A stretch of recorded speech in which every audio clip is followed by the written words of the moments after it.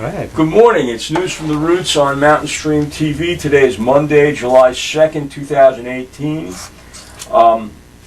A few announcements.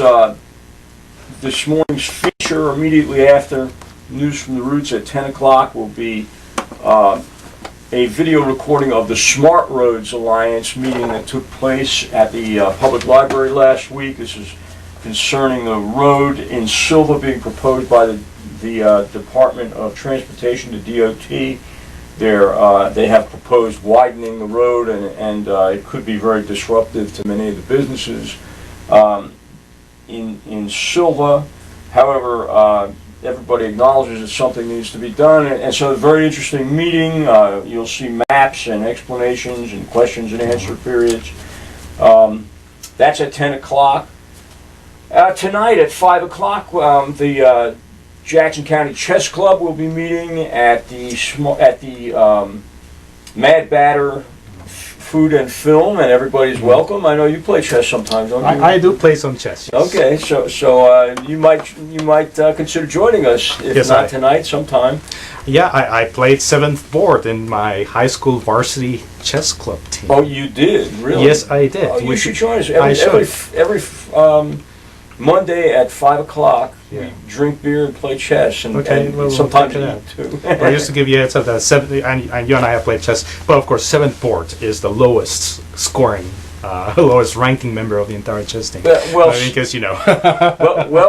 You'd be surprised. We have some very good chess players who come. We have all levels of people who come, but one of the players, Brian Moore, who meets with us virtually every Monday, at one time was the state champion in North Carolina in his ranking class, which is somewhere, I think he's somewhere about 1900, a U.S. Chess Federation ranking, which is very good. Anyway, on Thursday, July 12th, the Canary Coalition is having its annual meeting, and that will be at the new Community Center building, which is in the same structure as the Driver's License Bureau and the DMV and the Board of Elections. Now the Agricultural Extension Agency is there as well, or the Cooperative Extension Agency, and other soil and conservation is there, and they have a big, beautiful meeting room that we are going to inaugurate with our annual meeting for the Canary Coalition. Okay. And it might be something that the NAACP might consider meeting there sometimes as well. And it's a big, beautiful, solar-lit inner room, which is pretty neat. On August 11th, Saturday, August 11th, the NAACP and the Canary Coalition are organizing a field trip to the Highlander Center in Newmarket, Tennessee.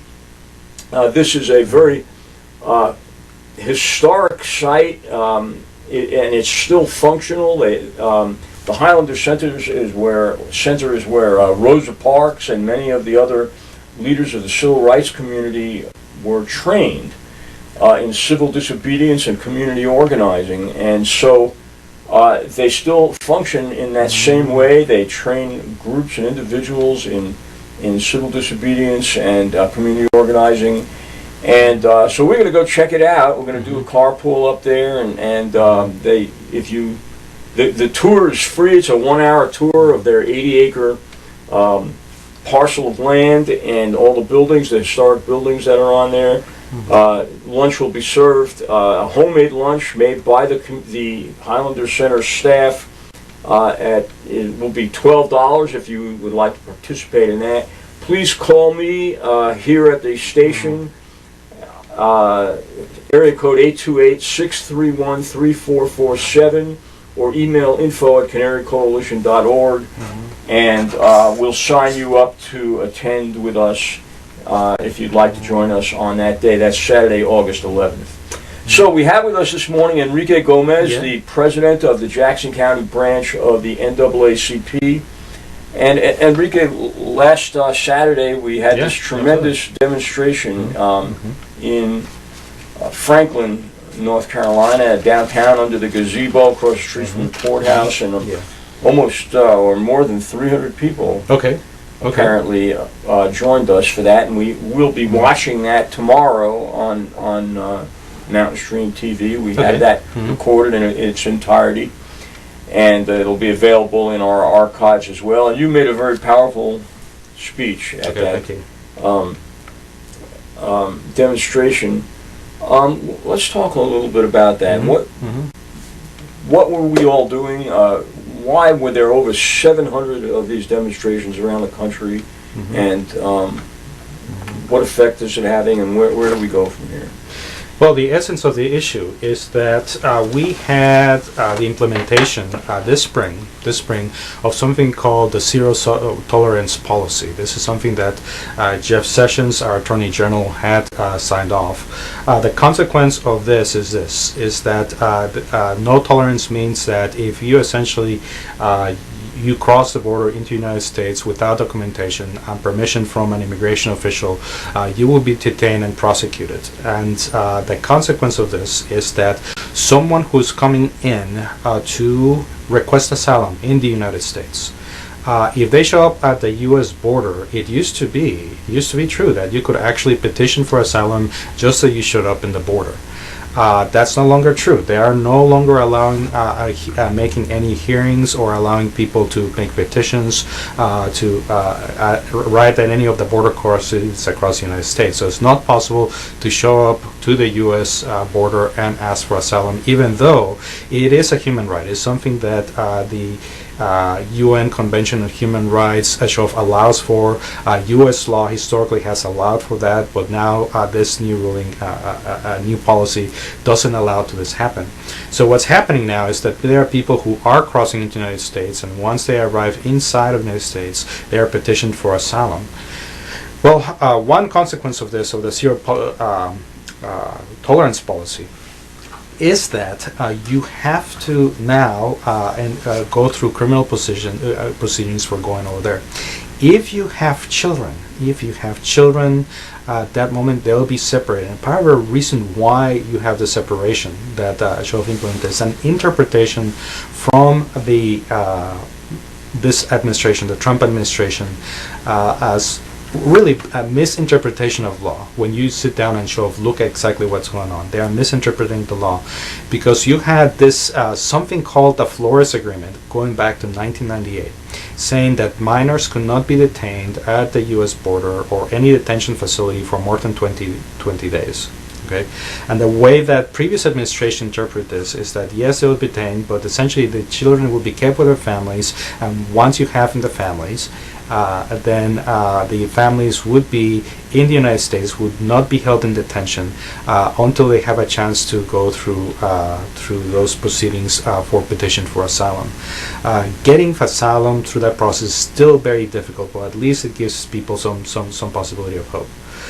What ended up happening here, and the Trump administration, Trump himself dismissed this method of going things as kind of like catch and release. Essentially, they're not going to let people out. But if you have this rule that limits the amount of time that a minor can be held in detention to 20 days, that means that they couldn't actually have you couldn't actually have those families together. So they have this policy now, implement this policy of forced family separation, and the children that are separated would be spread out over 100 detention centers across the United States. Over 17 states, separated from their family. Often these children do not have recourse do not have an advocate, do not have someone that can keep them in touch with their relatives as you have. So you have essentially a traumatic situation. And the rationale behind this has actually gone, depending on who you talk to in the Trump administration, has oscillated between denying this is happening, denying that this is a law, to saying that they were enforcing a law passed by Congress, which is something that is going to be objectively verifiably false, like a false statement, to saying that it is a deterrent. If it's in fact used as a deterrent, which essentially is a psychological torture when you sit down and think about it. it is psychological torture, then it would be illegal only under U.S. law as well as under international conventions and human rights conventions. So it is something that is very serious. So there's been tremendous outcry across the country.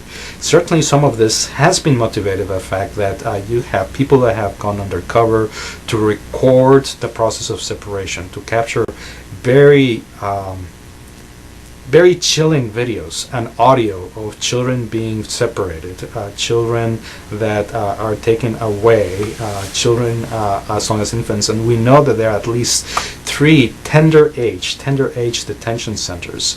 We're talking about infants, we're talking about babies that were essentially taken apart.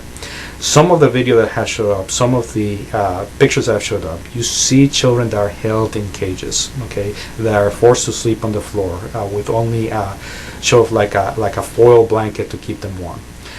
Within those detention facilities, which some of the pundits in the media have said that there must be like summer camps, they clearly aren't. Summer camps do not have their children sleep inside cages with the lights on 24/7. You're having a situation where adults are not allowed to show comfort those students, those children. Children themselves, even their siblings, they cannot touch or hold or hug, give any comfort at all whatsoever. So we're talking about actually a very inhumane policy. The other aspect of this is that it is we're talking about for-profit centers.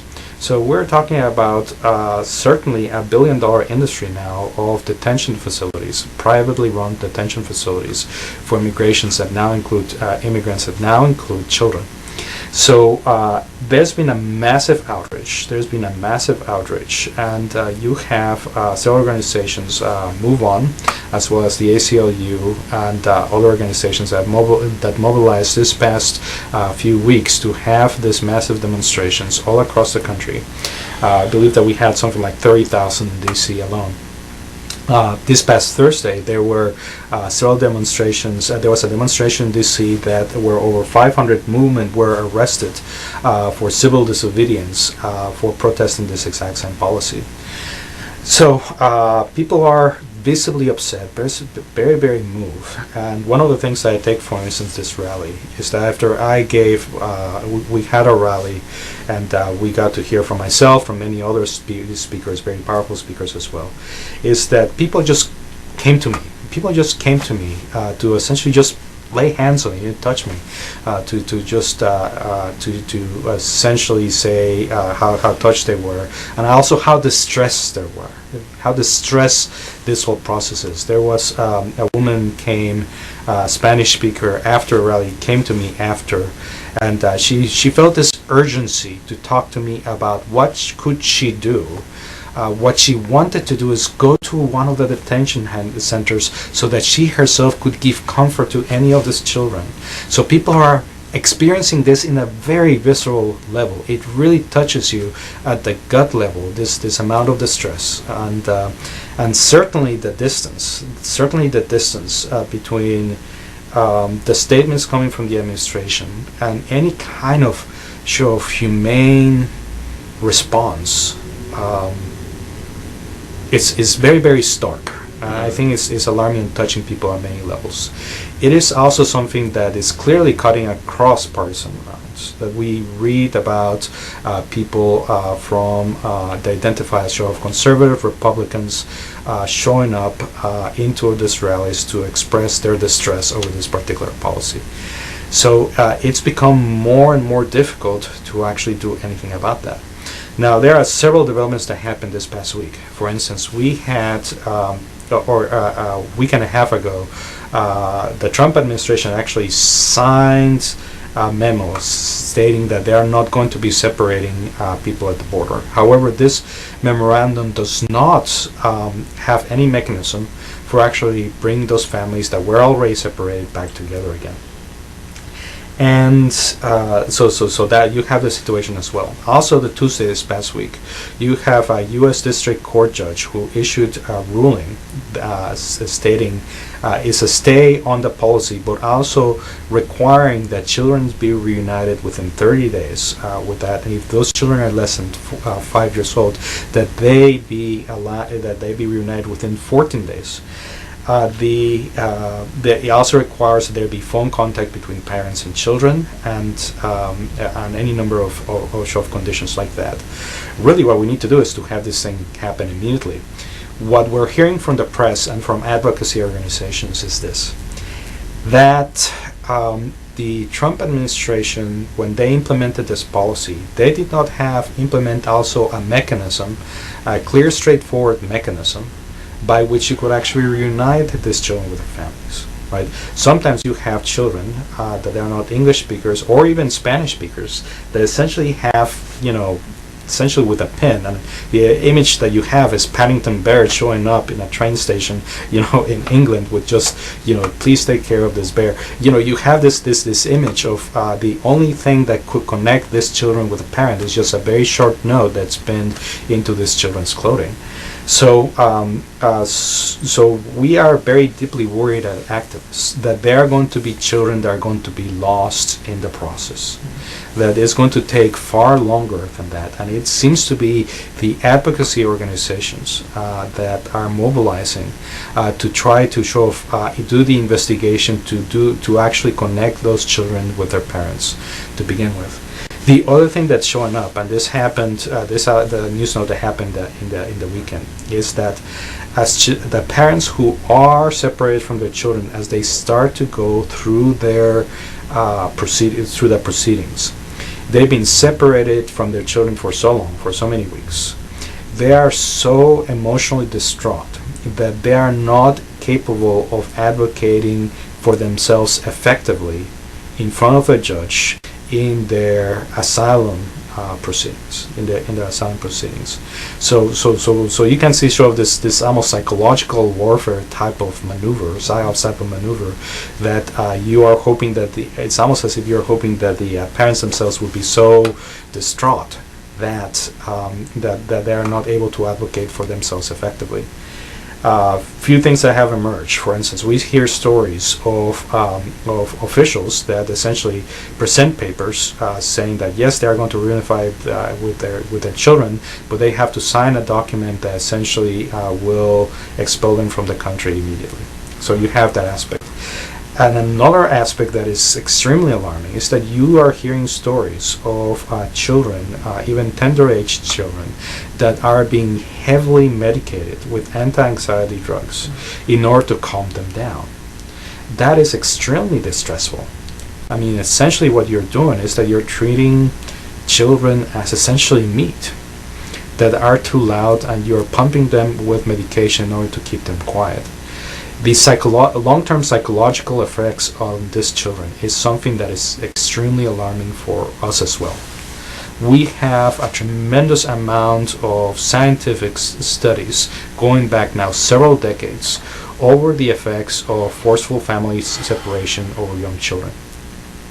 We see, for instance, that when you have that separation, you have stress hormones that flood the brain and flood the organs. You have the extension or overactivation of the amygdala, which is a part of the brain that essentially regulates emotion, stress, and essentially triggers a fight or flight mechanism. And some of the things that have showed up in terms of stories in the media of medical professionals that have attended to these children for any number of conditions is that when they're seeing these children, essentially you have children as young as 4 or 5 that essentially have kind of like a dead expression in their face, that they are not responding or acting at all. So they have been so traumatized by this that they are not responding in the environment. And we know that there's any number of medical conditions, mental health as well as physical conditions, that get aggravated and essentially are going to affect these children throughout their lifetime. So we're talking about human beings that are going to be hypersensitized to the idea of threat, that they are not going to have the ability to self-regulate, show of emotional stress and things like that. They're going to experience symptoms of anxiety and depression and suicidal ideation throughout their lifetime. They're going to be more susceptible to hyperactivity, to Alzheimer's, to diabetes, to any number of things. So it is extremely distressful that we are seeing this, especially since from everything that we know, from studies that go back to children that were separated from their families during World War II, both in Germany and the UK, when there was a policy of taking children away from their families that lived in the cities into the countryside so that they would not be die from bombings. And the effect that we're seeing is that, yes, that did happen, but also the stress or emotional distress of not being with your caregiver, your primary caregiver, has affected these children throughout their lifetimes. Because there are things that we as parents do that nobody else can do for our children. Okay, the children themselves need the following. They need to be safe, held safe by their primary caretaker.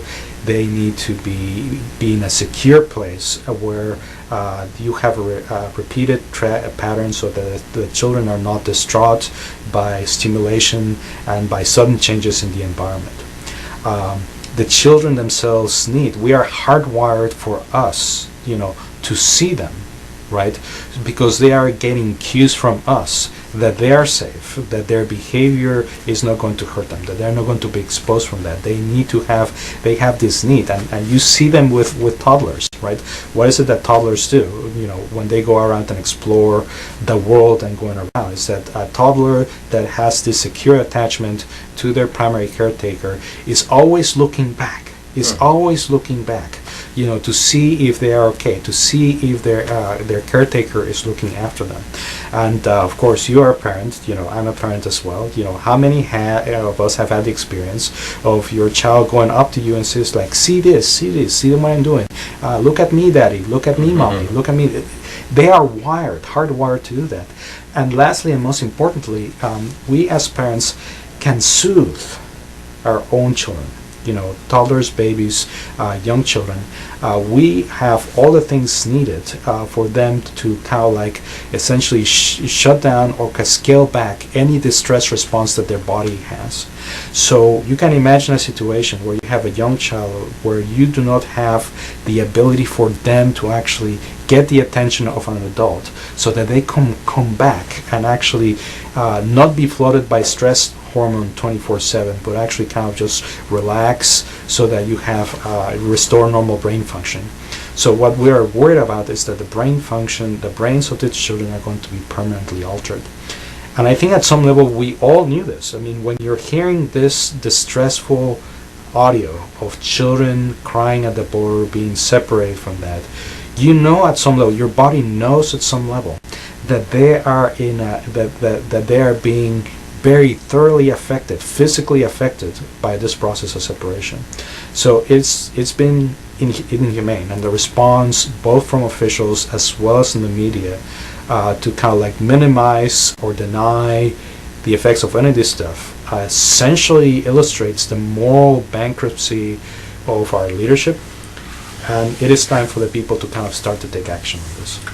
So it strikes me the parallel between what's happening in this country now and what happened in Europe, in Germany during World War II. You can go on YouTube and find old Nazi propaganda films that were sent out that show the Jews were living in essentially day camps. Yeah. They were playing ping pong and playing cards. And this is how we're treating the Jews. Anything you've heard otherwise is nonsense, and that's what that showed. It attempted to portray the concentration camps as a fun place to be. This is where we're sending these children, and when no harm is coming to them. But in fact, a great deal of harm, of course, when they were exterminating a whole population, and. That's what's happening here right now. It is a whole sector of people, of the population, is being dehumanized, and they're separating children from parents just as as we did to the slaves, where that were sold, different members of family were sold at disparate farms and never to be seen again, and no information shared with the parents about where their children are, and apparently no effort being made even to keep a record of which children belong to which parents, so they're not treating them as human beings, giving them the respect of human beings and how they would want their own families to be treated. They're treating immigrants as if they are not human beings, and it goes beyond what's happening even with people who are seeking refuge.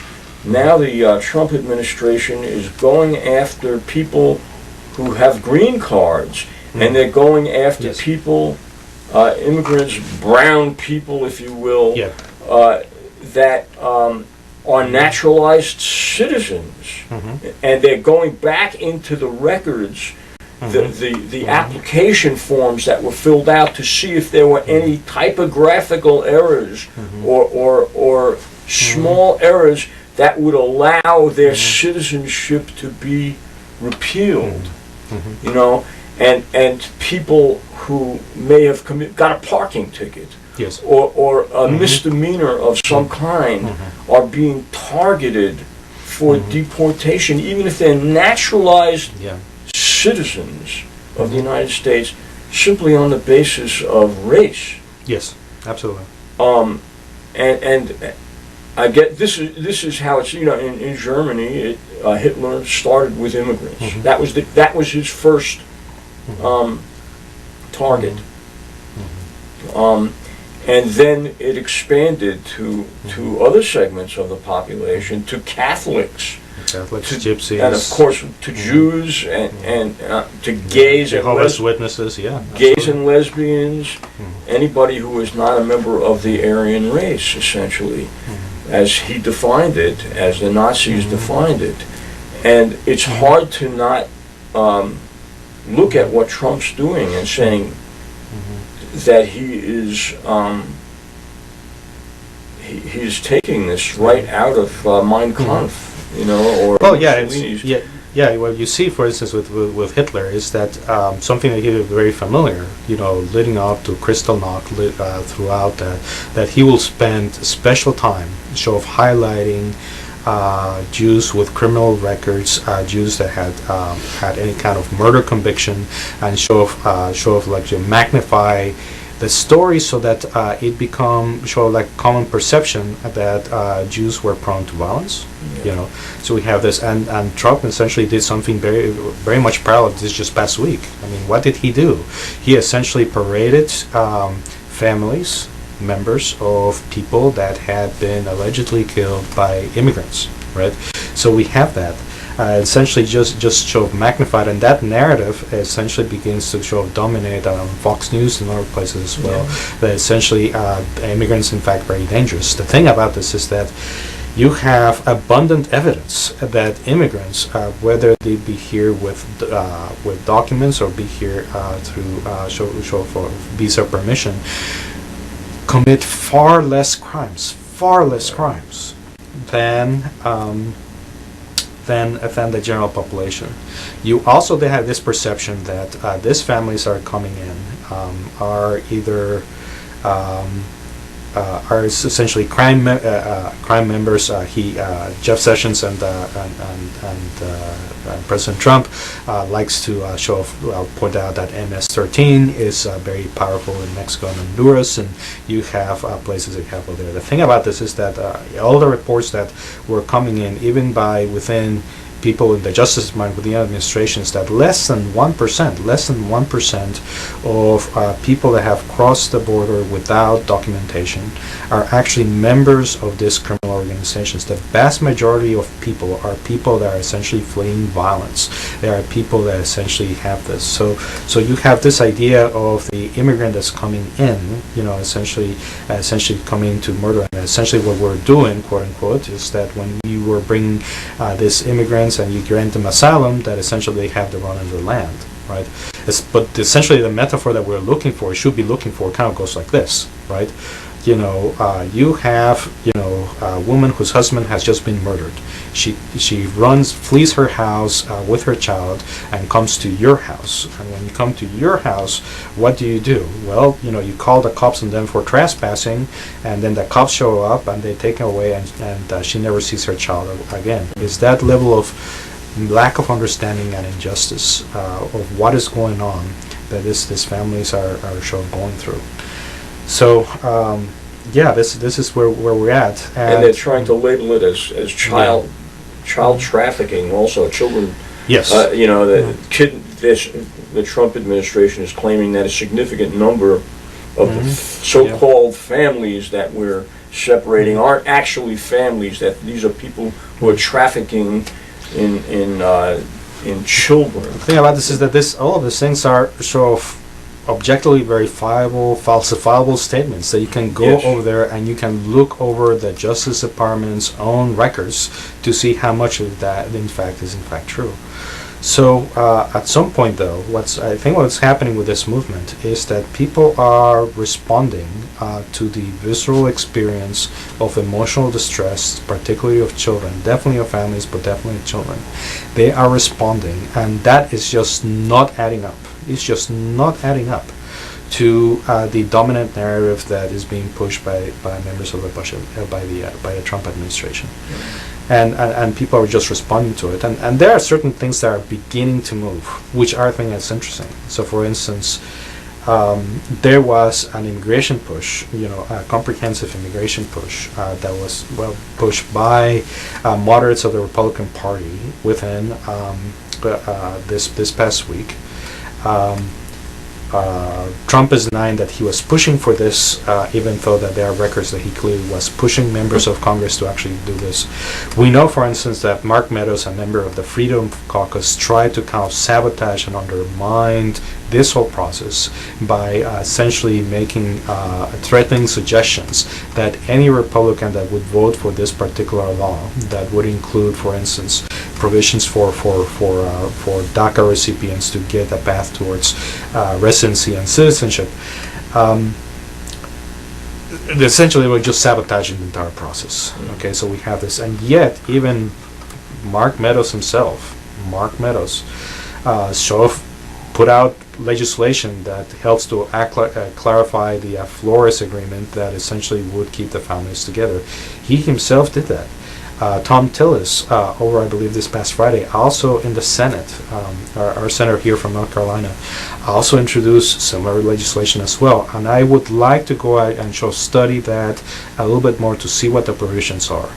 But even in something these are like this, hardly moderate Republicans. Yeah, either one of those two that you just mentioned are moderate Republicans. None of them are moderate. No, they are extremists. They are extremists, and even then, I myself am willing to concede the possibility they could be doing this, electoral calculus in their head, which would be sort of like a cynical maneuver. But even I am willing to concede the possibility that even they are sufficiently distressed and moved and feel the call to do their job as our representatives to come up with some kind of like moral, humane response to this at odds with the administration. So even those cracks are beginning to show within the Republican Party and leadership with that. I see that. I think some Republicans are feeling compelled to create a separation. Yeah. For instance, Ted Cruz Yes. came out the other day and told Republicans in Illinois not to vote for the Republican nominee for Congress, who is an avowed Nazi, literal Nazi. He calls himself a Nazi. They just live and Ted Cruz said, well, maybe we shouldn't vote for him. So you begin to see kind of this cracks, and I guess myself as being part of this nonpartisan movement, a Forward Together moral movement here in North Carolina and across the country that essentially are pushing towards issues, not necessarily pushing for particular parties or particular candidates. That this is something I want to see.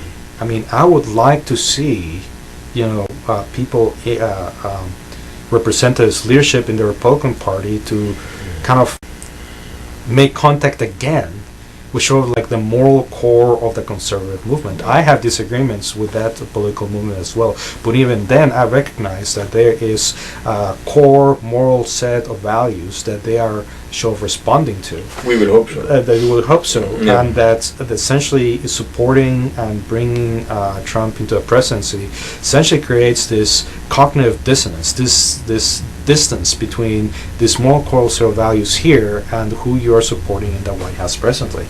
So anytime we see that, when we're seeing people within the Republican Party making contact with that, you create distance necessarily with the Trump administration, and maybe that is the path towards getting some accountability. And maybe we should encourage that. Yeah, as much as possible. Yeah, absolutely. Sure. So, to change the subject a Sure. little bit, there are some good things happening right now to counter. For one thing, we are seeing real opposition to the policies of the Trump administration. As you just mentioned, that there are Republicans now realizing this has gone too far, and even they have to stand up and separate themselves. But we see in other countries, for instance, yesterday in Mexico there was an election, and a very, very progressive man. Would you talk a little bit about that? Are you familiar with who he is? We're talking Andrés Manuel López Obrador, who was elected president of Mexico just yesterday. There was an election. What's his last name? López Obrador. López Obrador. He's we know him as AMLO, AMLO, for short. But also his nickname, his political nickname, is El Peje. Okay, Peje is short for Peje Lagarto, which is Spanish for gourfish. And I don't know if you have you ever seen a gourfish? A guar? A gourfish, GWAR. We have it in the rivers here in the southeast. Okay. Essentially, it's a predator. It's a fairly large fish, and when you see one of these things wash offshore in any of these great rivers across Mississippi and Alabama, they are a scary-looking fish. Essentially, they have teeth. Yes. Well, yes. It's alligator fish. Is essentially the Spanish name for this. Wow. So essentially, he's known as a fighter. He is coming from the government of Tabasco, a fairly progressive state in the southeastern Mexico. He was the mayor of Mexico City for many, many years. And coming in, essentially, he already came in with some distance from what had been the ruling party for more than 60 years in Mexico, the PRI or the Institutional Revolutionary Party. And he came in from this alternate political party, the Party of the Democratic Revolution. He himself has distance from that because of corruption. But anyway, when he was mayor of Mexico City, he essentially established many very progressive initiatives to try to bring show of democracy and active citizen participation in the government.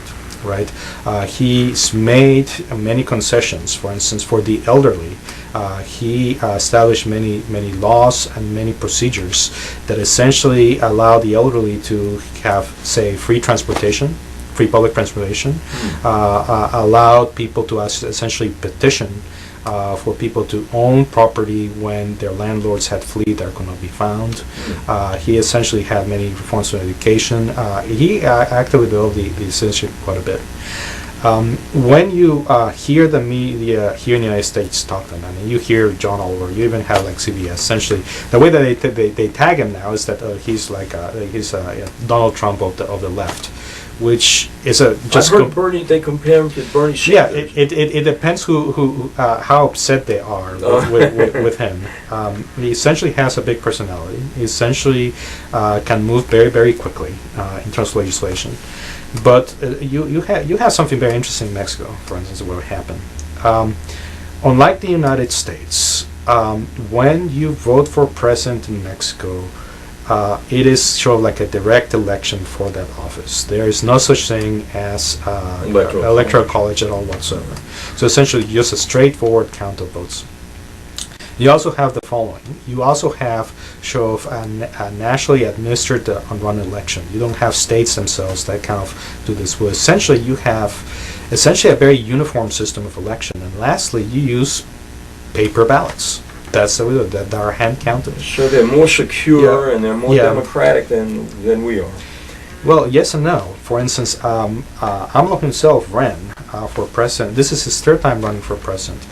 The first time that he ran for president, I believe in 2006, you had the following thing, is that you had, he essentially was coming ahead, both in the polls as well as in the early counts, as essentially polling districts were reporting. And essentially you have this firm here in the United States based in Atlanta who was doing the counting, and then sometime in the middle of the night there was kind of like the system kind of shuts down and then it boots up, and then every single time after that you essentially have show like an increased count, so that the person that eventually won, who was a right-wing politician, which Felipe Calderon eventually won, but many statisticians were looking at the data and said there's less than a fraction of 1% chance that you had this sudden change over there. So there is this suspicion. Was that electronic voting at that time? Well, it is. The counting was electronic. The ballots were paper. Right. I see. So there are many ways to do this. How you count the votes. So within the left, there is suspicion. There is suspicion that chances are that this U.S.-run firm, may have had some kind of manipulation of the voting. Gee, maybe they're doing that here too. Yes, you have this. you have this, and so it was distressing. As a matter of fact, he himself, AMLO, López Obrador, was upset enough about this that he actually challenged this in the electoral court, and he even held kind of like this parallel taking of voter office in Congress. So there was a moment of kind of like panic, of sort of like this sense that we were coming to a constitutional crisis in Mexico in 2006. Now this is not the case. Both polling before and after, both exit polls as well as show of ranking counting essentially showed immediately that he was coming in with 53% of the vote. So you had the very high level of participation as well. You had like 62% of registered voters actually came and voted. How many parties do they have in Mexico? Well, what we have here is many parties, but you also have coalitions of parties that they can all postulate the same candidate. So, for instance, you have, do they have? Is there a parliamentary form of government in Mexico? No, it is very much like ours. It's not parliamentary. So essentially, you are voting for candidates as opposed to parties when you come in. And yet they allow this coalition. So, for instance, within his coalition. That was called Let's Change History. That's the name of his coalition. You have show of one party, Morena, the show of a Labor Party that was part of this, and also kind of like this Christian values parties as well as kind of came in. But essentially, you have this very interesting situation because not only does he come in with kind of this absolute mandate in the election, he also is coming in, apparently, I have to look back now on what the report is this morning, he will have majorities in both houses of Congress, the House of Deputies and the Senate. There's an issue, though, in terms of having a progressive agenda, and it kind of goes like this. Mexico is dealing right now with tremendous amount of political corruption and also show of a drug war that has cost tens of thousands of lives, and a profound distrust over all institutions, whether it be businesses, government, schools, all of that. So essentially his job right now is going to essentially stabilize the country. That is his job. And stay alive while he's doing it. And stay alive. He needs to stabilize. He needs to kind of like restore institutions as well, faith in institutions as well. So that is going to be a challenge. So he's only has so many wiggle room. to actually put something else. But there is, and he has started from the very beginning, we essentially show very conciliatory notes towards the United States. And even, President Trump also had to send a conciliatory note and tweet to him back then as well. But the issue now is that, it could very well be that the North American Free Trade Agreement, NAFTA, might be coming to an end, right? With no clear process as to what might actually replace it. So we're looking at something that potentially could have economic and political ramification in this continent, very similar to what we had with Brexit. Okay, because essentially you have a president of the United States that has opened his name for NAFTA and would like to either undo it or renegotiate it. And now you have a counterpart in Mexico that has no love for this trade agreement, right? Accepts the reality that the United States and Mexico are economically very thoroughly enmeshed. But what you're going to start to see now coming from Mexico is a much more show of nationalists, economic policy. Okay, and you may have Mexico now turn, and it's already been the case, by the way, turning more towards Europe and Asia as for economic partnerships as well. So, and that could have consequences here as well. I mean, here in North Carolina, we essentially we sent away pretty much our textile and furniture making industry down to Mexico. We essentially took factories and lifted them lock, stock, and barrel down to the bolts and just shipped them to Mexico. Right? And much of the automobile industry has been very much so. Yes, very much like that. Yeah. So now he's when he gave his speech last night, his acceptance speech, essentially he was very, very quick in making note that he's not going to nationalize anything, that there's going to people's property and investments are going to respect it. He moved awfully fast to kind of like help establish and define that, probably to set himself apart. He may expand social programs. He probably will, yes. Yeah, but essentially he's a democratic socialist. Yes, very much so. So what happened in the election? So in this election, did that American firm not control the counting of votes? I need to go and sort of look at this. Certainly there was a lot of criticism. Or was it just such an overwhelming vote that it overcame that? What you have is essentially a national electoral institute in Mexico whose job is to administer the election and to be administered in a non-partisan way. And you could see how it could be corrupted. You could see how you could have this. The thing about this is that the previous administration of Enrique Peña Nieto, and even going back to the previous right-wing two administrations, they have had sole control of such loss of face, of public favor, or even within the elites within their own country, that you do not see this movement, to try to kind of like administer the election. You also have the situation where both all the political parties as well as the media and the public start to monitor social media and to monitor the potential foreign influence of the election via social media. And there was a conscious effect, like campaigns to try to kind of like counter, narratives that show up in social media. So there was lots of information about how people should interpret what they pick up on Facebook or Snapchat or WhatsApp or anything like that. But the thing about this is that you do not even have any compelling, charismatic candidates from the center or the right or the other parties as well. So essentially, he sailed through. So it would have been really obvious to anybody if there had been any kind of electoral manipulation at the level of computing. It would have been very transparently obvious. Wasn't it so in the last election when the right did? I'm thinking mostly of 2006. But there was this show of distrust in institutions right back then. But nobody could do anything about it, I guess. Yeah. Well, I mean, it will be sort of interesting to speculate about this because, you essentially had this very strong alignment with the last few administration from the PRI as well as the National Action Party, the right-wing conservative party, with what's going on in Washington. So you have what we call the Washington Consensus, and the Washington Consensus is what gave us NAFTA, is what gave us, back in 1993, even Mexico changed its constitution so that it would meet the requirements of it being paired with NAFTA. Imagine changing the U.S. Constitution so that the United States were party to any agreement. The outrage would have been very, very extensive.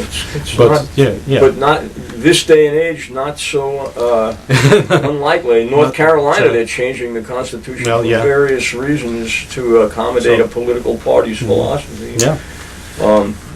And I guess Mexico further. I mean, is so dependent on the United States economically that it's not hard to understand why they would do something like that to accommodate absolutely NAFTA. And there's going to be an aspect of this as well. Mexico is an oil-producing country, right? And much of the state power that it has been due to the fact that it had all these oil revenues coming in. There is a factor that I very seldomly see talked about. It kind of goes like this. Mexico should be reaching peak oil production in the next few years. It is unlikely that anything like really deep offshore drilling or fracking would actually be able to expand or make up now for what we expect to be like peak oil. So at some point, Mexico is going to have to make a transition from being an oil exporting country to potentially an oil importing country, or developed a show of alternate fossil fuel. And that moment will profoundly change the political dynamic in Mexico, very much so.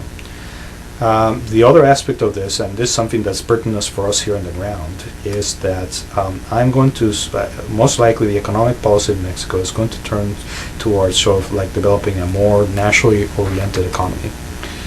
And if that is true, and now that we're in the middle of all these trade wars that the administration such capriciously started, with China, with Europe, with Canada, with Mexico most likely next, all throughout, is that if all these trade agreements or aspects of trade agreements are beginning to start to fall apart, we need to have kind of like a now regional economic policy here in North Carolina that is going to have aspect of what Bill McKibben has called relocalizing the economy, right? And when we're talking about the environment and talking about social justice and talking about that, if we are going to start thinking, it's like we're going to start to produce our own clothes again. We're going to start to develop our own forms of energy locally as well.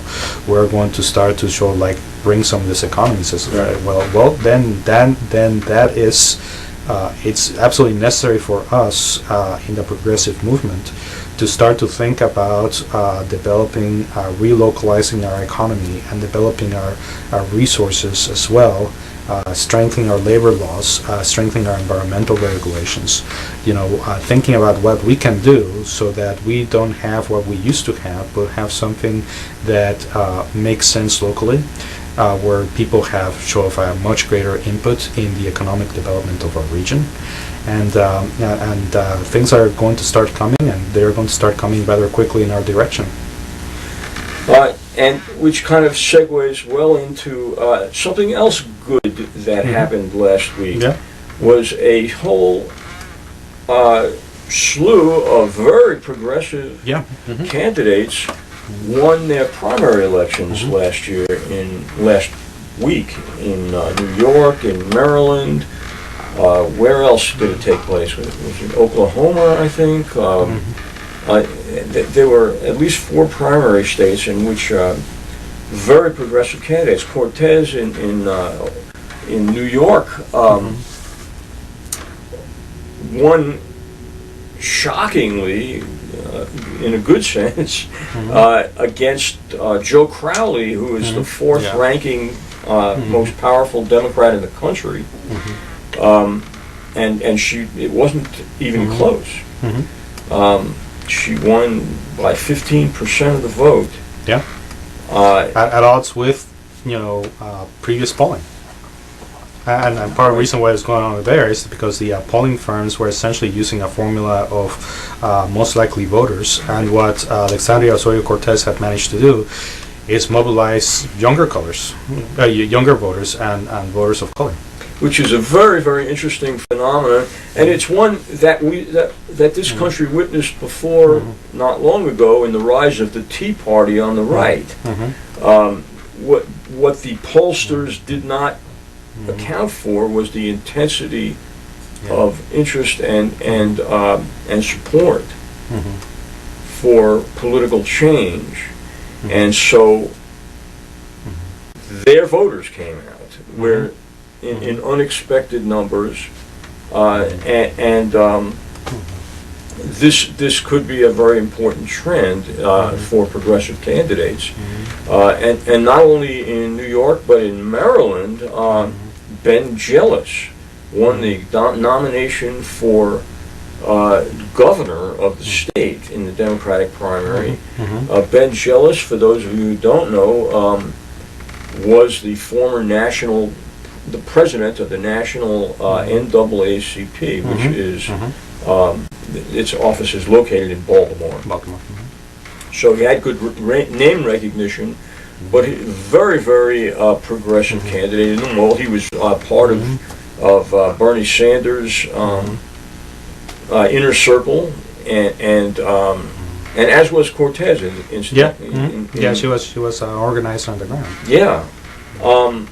And so we're seeing a new trend, I think, developing in American politics to counter what's happening on the right. And I guess what's going on, what's interesting of many of these campaigns, I'm thinking, of course, Cortez, because I've read more about this, is that she essentially is not taking any PAC money, she's not taking any corporate money. Nor is Ben Jealous. That's right. Ben Jealous. So it's having it, and they are coming in with a tremendous amount of clarity as to what you have with the platform. Yes. We're talking about people who stand for Medicare for all. We're talking about show of livable wage. We're talking about affordable housing. We're talking about show of education and investments. We have this clarity in their platform that is exciting people, that is getting their interests, and where these things come from, where where these candidates are coming from, and it's playing to the base of the Democratic Party, which I think is a lesson that the National Democratic Party, the DNC, needs to pay attention to, because the philosophy since the Reagan years. The philosophy of the Democratic Party seems to have been to drift to the right or to the center, because they perceive that the country is becoming more conservative. But the country never really was becoming more conservative. It's just that the Republicans learned to play to their base, which was to the right. Yes. And what that did was excited their base and brought them out in disproportionate numbers to the elections and got them elected. By the Democrats moving over to the right, it seems to me, and I think it's becoming obvious, a Republican voter, when given the choice between an actual Republican and a Democrat who's trying to look more Republican, is going to choose the Republican every time. They're not going to say, oh, that Democrat, he might do some of the things I want them to do, so maybe I'll vote for them instead of the real Republican. No, that's not going to happen. But what's going to happen is that the Democrat is going to lose their own base because nobody's going to be excited about voting for them. Yes. That people are going to feel, many people are going to feel disenfranchised, like they don't have a choice. Yes. In the election, and they just don't show up at the polls, or they vote for a third party, like the Green Party or an independent, And now what's happening is that some of the Democrats are getting smarter about that, and they're saying, if we play to our base, if we have authentic candidates that really believe in programs and will advocate for programs that help working people and poor people, that it'll bring voters out. Yeah. Well, and things are starting to mobilize and go in that direction. Part of this is, for instance, we have the bad news that we had last week was some action in the U.S. Supreme Court, particularly that ruling that came down really hard on unions, and essentially it's going to be open season for unions all across the country. So then we're talking about possibilities of mobilization as well. And of course we have the announcement that Justice Kennedy is going to be retiring, and most likely... So there was some bad news last week. Yeah, so we'll have this replacement that probably might come as well as this fall. And now we have this situation that potentially we could be a year away or so from a major decision would allow states to criminalize abortion. Yes. So things are sort of kind of.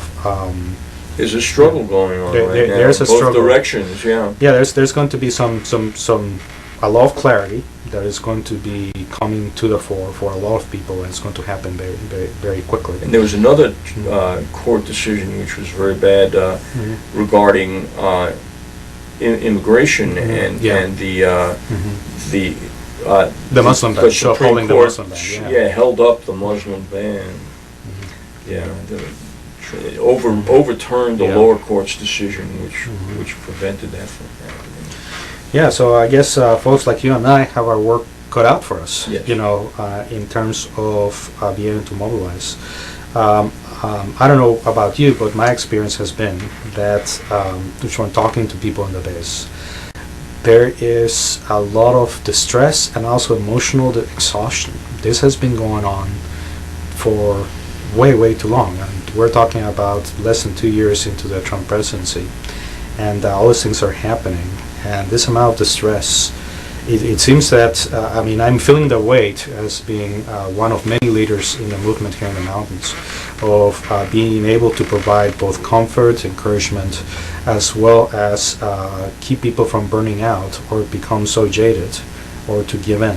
So it is becoming more imperative for us to get the word out, to help people connect, to create possibilities for people to become active, to develop their own leadership skills, to spread, to share that work of leadership and to leadership development, and to participate in the political system. This is not the time to drop out. This is the time to get involved. And ultimately, the solution will not be, just selecting the right set of candidates. These candidates, in order for them to, once they come into office, in order for them to push the people's agenda, have to feel the entire weight, the power of a very broad, popular, progressive movement in the ground. That's right. That continually pushes the envelope, that challenges distortions coming on from. Yeah, we have to have their back. Yeah, we have to have their back. So we just cannot, even if we have wins, we just cannot stand still ever. Right. That's right. Well, on that note, we've been at this, believe it or not, for over an hour. Yes, of course, yes. Thank you, Enrique, for coming in. Can I make just one quick announcement? Yes, one quick announcement. Our Jackson County NAACP is going to have a special event coming this July 10th. That's going to be Tuesday, July 10th. We are going to have a special dinner that is a special observance of the 14th Amendment, 150 years. The 14th Amendment is what granted birthright citizenships to African Americans, and it was a major victory. We are going to have dinner and speaker. Her name is Dr. Elizabeth McRae. She has authored a book called Mothers of Mass Resistance, about the overlap between gender and race in the South, and how gender has been used, for instance, to undermine the civil rights movement, if you would. So she's going to be our speaker. It is going to be at 6 p.m. On Tuesday, July 10th, and it's going to be at the old Webster School Auditorium. That's where the Webster Family Resource Center is currently. It is going to be $10, and you can get tickets over at City Lights in Silva if you so wanted to. And of course, you can always contact Avram if you want tickets to get some of that. These tickets are actually there are limited tickets, there's limited seating, and it's going very quickly. There's going to be a dinner associated with it, a show of a very light salad dinner to go along with that. We're very excited to have Dr. McRae and speak to us as well. So your listeners are very much invited to go in and get these tickets before they disappear. Again, give where they can get the tickets. Over at City Lights, if you can go, if you are in Silva, if you go to City Lights bookstore and go to the counter, I believe we have a set of tickets there to be sold as well. And they can also, of course, contact. And how much are the tickets? They are $10. $10 for the ticket. And it's a fundraiser for the NAACP. And the event will be where? It would be over at the Old Webster School Auditorium, which is where the Family Resource Center is. Okay. Enrique, thank you once again for being so with much us, and I hope, as I mentioned before we started this program, maybe we can do a weekly review and update. Weekly review. Okay, let's investigate to see what day of the week would be good, and maybe it can be a regular feature. Yeah, that would be great. I would enjoy that. Okay. Absolutely. Thank you so much. Thank you, Avram.